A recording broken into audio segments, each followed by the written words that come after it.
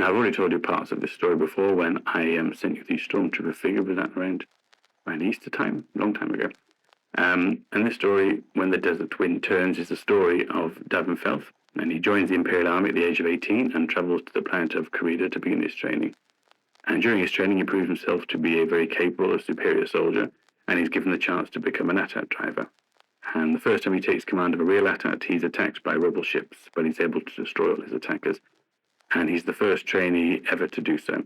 And after the exercise, he explains his successful method to his commander.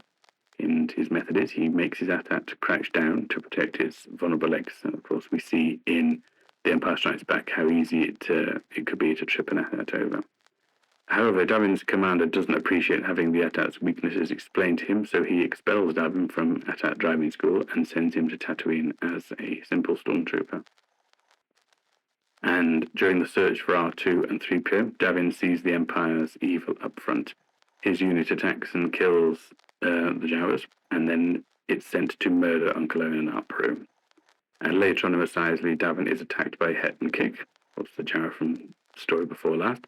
And then when his unit kills this tiny unarmed Jawa, Davin decides that he can no longer serve the Empire. So just after the Millennium Falcon escapes Mos Eisley, Davin kills his commanding officer and decides he's going to aid the rebellion.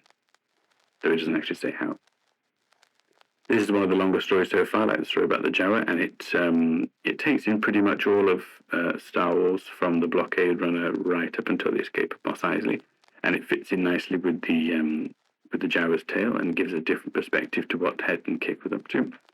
So, of course, this being a story about the Empire, I like it a lot, especially if it's about the Stormtroopers, and you'll like it because although it's about the baddies, he turns good in the end. Kind of wishes the story of all the Star Wars films altogether, I suppose, really. Hope you like it, and I'll see you soon. I love you lots. Bye-bye.